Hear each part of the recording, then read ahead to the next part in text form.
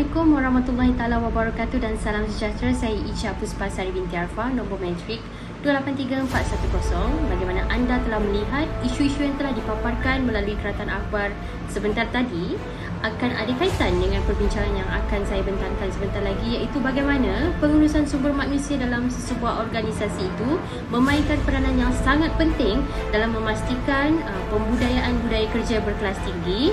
Peningkatan kompetensi dan produktiviti sesebuah organisasi itu bergantung kepada kecekapan pengurusan sumber manusia yang telah dibangunkan di dalam organisasi masing-masing.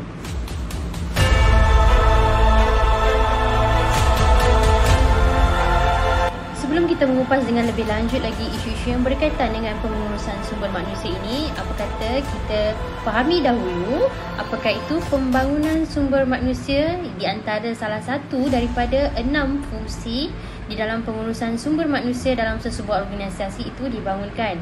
Pembangunan sumber manusia ini boleh ditakdirkan sebagai satu usaha untuk melatih dan membimbing sumber manusia di dalam sesebuah organisasi itu. Ianya juga bertujuan untuk mencapai tahap kecekapan dan kepakaran serta mempunyai kemahiran bagi disumbangkan kepada organisasi semula. Yang ketiga pula adalah sebagai usaha pengurusan yang bersistematik di dalam sesebuah organisasi bagi memastikan kehendak dan matlamat organisasi itu dapat dicapai.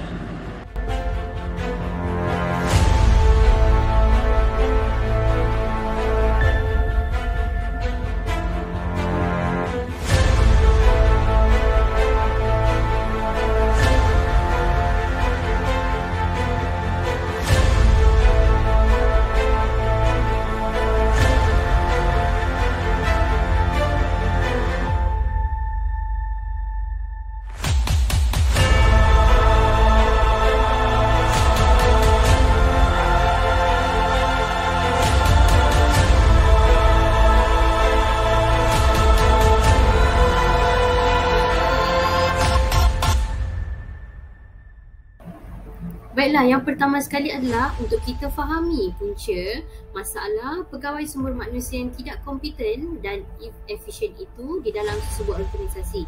Mengapa mereka boleh menjadi tidak efisien adalah disebabkan oleh yang pertama, kurangnya bimbingan dan latihan untuk meningkatkan kompetensi pekerja sumber manusia. Yang kedua, mereka tidak memahami tanggungjawab, objektif dan matlamat organisasi. Yang ketiga pula adalah mereka tidak melaksanakan tanggungjawab secara berintegriti. Yang keempat, tidak mengambil peduli terhadap perkara atau permasalahan yang dihadapi oleh pekerja. Yang kelima, tiada kemahiran berkomunikasi yang baik. Dan yang terakhir adalah kurangnya motivasi dalam membangun kerjaya dan melaksanakan tugasan dengan baik. Terdapat beberapa fasa mengenai proses latihan yang perlu dilaksanakan dalam sesebuah organisasi bagi pegawai ataupun staf yang dikenal pasti untuk menjalani latihan bagi meningkatkan kompetensi pekerjaan sehari-harian. Yang pertama adalah fasa analisis, iaitu fasa pertama di mana keperluan untuk menyediakan latihan kepada pegawai sumber manusia sebagai contohnya untuk memenuhi matlamat dan misi syarikat untuk mencapai apa yang disarankan oleh organisasi tersebut. Fasa kedua pula adalah fasa reka bentuk di mana mereka merancang latihan atau program yang bersesuaian dengan keperluan pegawai yang ingin menghadiri latihan.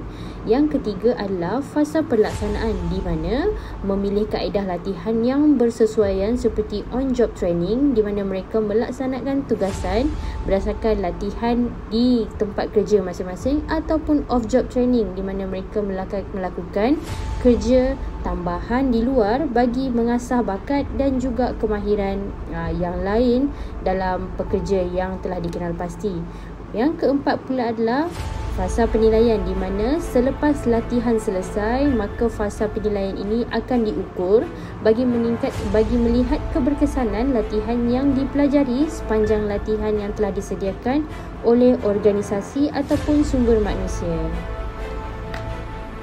Apakah kualiti yang perlu ada pada seorang pegawai sumber manusia? Yang pertama adalah perlunya ada kemahiran berkomunikasi, berupaya untuk transformasi, berupaya memahami objektif organisasi, bijak menganalisis keperluan staf serta beretika dan berintegriti dalam melaksanakan tanggungjawab dan tugasan yang telah diberikan sebagai seorang pegawai sumber manusia dalam sesebuah organisasi. Kita sering dengar dalam sesebuah organisasi itu bahawa sumber manusia adalah nadi ataupun jantung kepada sesebuah organisasi itu bagi memastikan mereka berjaya mencapai matlamat ataupun objektif yang telah disasarkan. Oleh itu, sebenarnya sumber manusia di dalam sesebuah organisasi itu adalah bahagian yang paling dekat dan paling rapat untuk dikaitkan dengan semua pekerja yang ada di dalam sesebuah organisasi. Mereka adalah orang yang dipertanggungjawabkan untuk menjaga kebajikan pekerja, menguruskan pekerja dengan baik, menguruskan pembangunan kerjaya bagi semua staf dan pegawai yang telah dilantik, menguruskan prestasi mereka dan juga memberi latihan dan orientasi serta bimbingan yang mencukupi bagi memastikan setiap pekerja dan pegawai yang telah dilantik dan bekerja di dalam sesebuah organisasi itu mencapai tahap kompetensi dan budaya kerja kelas tinggi yang memuaskan bagi memastikan mereka dapat melaksanakan tugasan dan membantu organisasi dalam mencapai objektif dan juga matlamat yang telah disasarkan dengan lebih mudah dan cekap. Berikut adalah cadangan pelaksanaan bagaimana sesebuah organisasi itu nak re-engineer ataupun nak mentransformasikan sumber manusia mereka daripada tidak cekap menjadi lebih cekap, tidak efisien menjadi lebih efisien pada masa akan datang. Yang pertama adalah dengan cadangan untuk melantik konsultan luar, konsultan sumber manusia untuk memberi latihan dan memperbaiki sistem sumber manusia yang lebih efektif. Yang kedua, melaksanakan transformasi organisasi yang melibatkan pengurusan sumber manusia yang lebih terperinci. Yang ketiga, menawarkan insentif dan kelebihan kepada pegawai dan staf yang dapat meningkatkan motivasi pekerja organisasi. Yang keempat, mendengar dan mengambil tahu aduan dan keperluan pekerja dalam organisasi. Semua cadangan ini saling berkait rapat kerana ianya adalah two-way communication ataupun komunikasi dua hala di dalam organisasi itu. Ianya saling berkait rapat kerana jika kita mempunyai sistem yang baik dan cekap dan lebih mudah bagi pekerja-pekerja kita, maka mereka lebih mudah untuk melaksanakan tugasan, tidak membebankan. Budaya kerja menjadi lebih positif dan mereka pun lebih gembira dalam melaksanakan tugasan.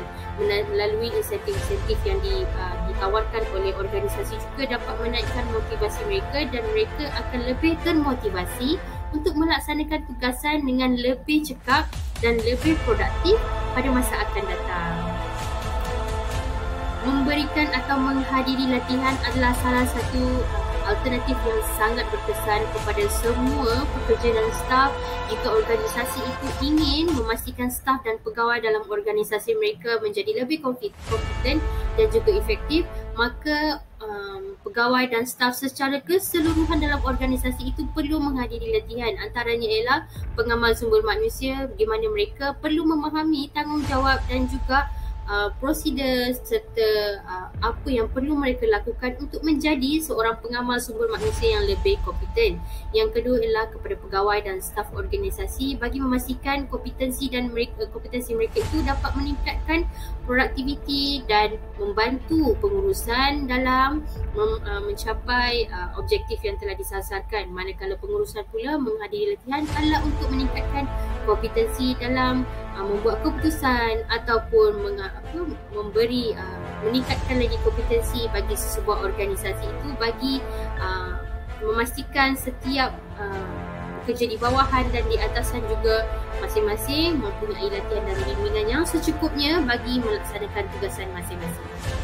Berdasarkan setiap punca permasalahan yang telah kita kenal pasti di awal tadi dan juga bagaimana latihan itu dapat membantu dalam meningkatkan kompetensi, maka keberkesanan latihan dan pembangunan sumber manusia ini dapat membantu pegawai dalam memahami situasi organisasi untuk mencapai matlamat yang disasarkan. Pegawai atau bahagian yang dapat dipercayai oleh katakanlah untuk menyelesaikan masalah, di mana pengamal sumber manusia ini dapat dijadikan tempat untuk mereka mereka bergantung untuk menyelesaikan masalah pekerja di lapangan. Yang ketiga, mereka menjadi lebih proaktif dalam menyelesaikan permasalahan dan situasi. Yang keempat, dapat membantu pekerja dalam membangun kerjaya yang bersesuaian. Yang kelima, mereka lebih inovatif dalam mentransformasi sumber manusia yang lebih efektif. Yang keenam, dapat memanfaatkan teknologi sejajar dengan teknologi terkini yang di mana ianya dapat memudahkan dengan mewujudkan teknologi ataupun sistem yang bersesuaian bagi memudahkan pekerja di dalam organisasi itu melaksanakan tugasan dengan lebih baik.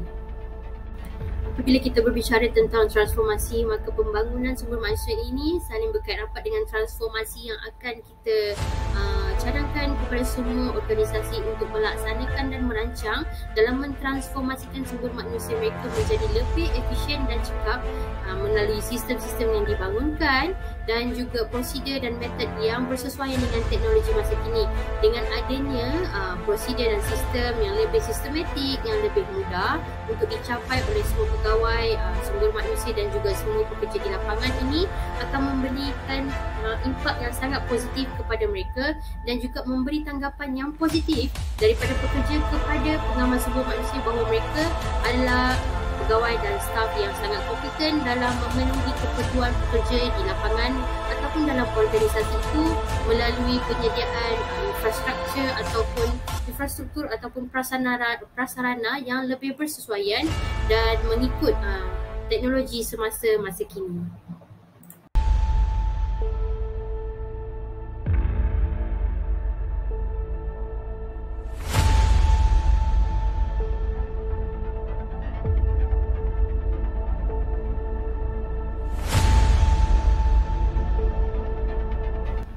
Pembangunan sumber manusia dalam sesebuah organisasi itu akan memberi impak kepada individu dan badan-badan yang berkait rapat.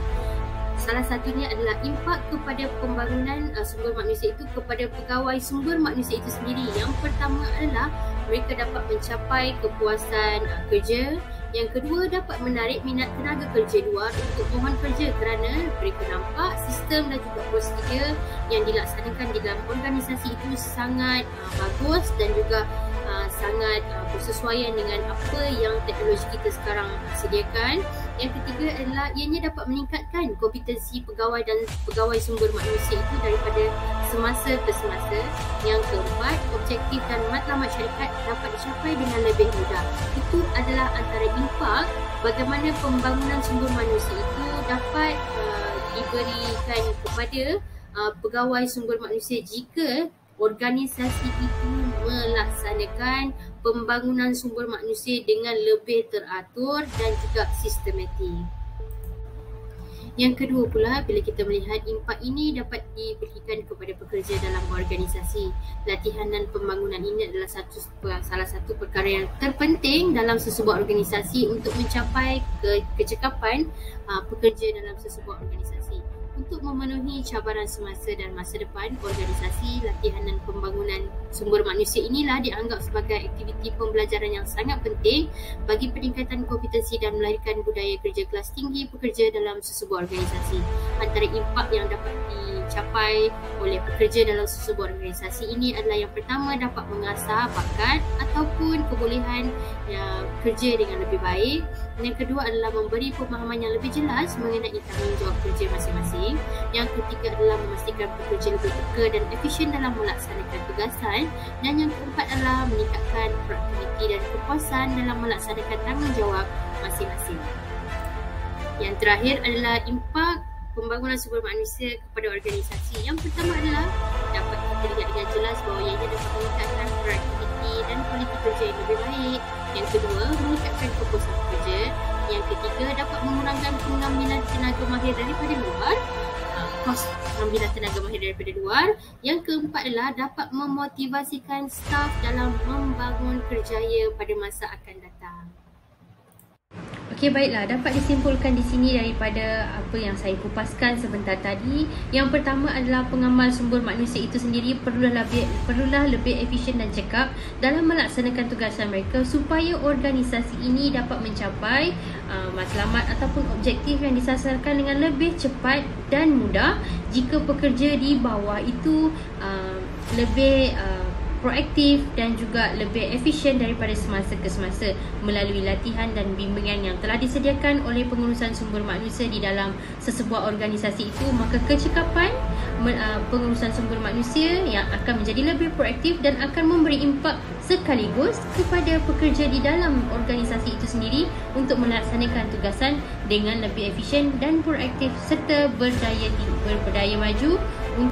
Selain itu juga, pembangunan sumber manusia ini meliputi sistem dan juga infrastruktur serta prasarana yang disediakan oleh pengurusan melalui pelantikan konsultan luar HR ataupun institusi-institusi luar yang terlatih untuk membantu organisasi dalam menaik taraf sistem dan juga prosedur serta apa sahaja yang saling berkaitan di antara satu sama lain dalam memastikan pengurusan sumber manusia ini menjadi lebih proaktif dan efisien bagi memudahkan pekerja untuk mencapai apa yang disasarkan dan juga organisasi itu sendiri mudah untuk mencapai target yang telah diwujudkan bagi setiap organisasi itu. Maka sumber manusia inilah yang menjadi penggerak kepada setiap organisasi itu menyampaikan maklumat kepada semua pekerja.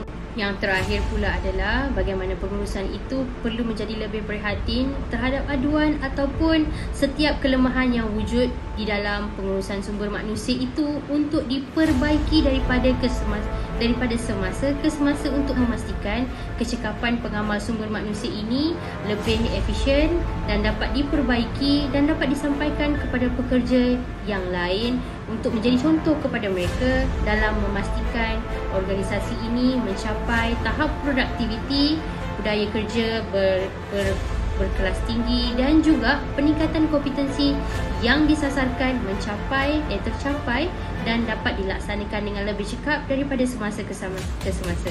Oleh itu sahaja daripada saya mengenai pembangunan sumber manusia itu perlu lebih diteliti oleh sesebuah organisasi bagi memastikan pembudayaan budaya kerja kelas tinggi, peningkatan kompetensi dan juga produktiviti ini dapat dilaksanakan oleh sesebuah organisasi dengan lebih cekap dan berjaya. Sekian daripada saya. Assalamualaikum warahmatullahi taala wabarakatuh. Semoga bermanfaat untuk anda semua.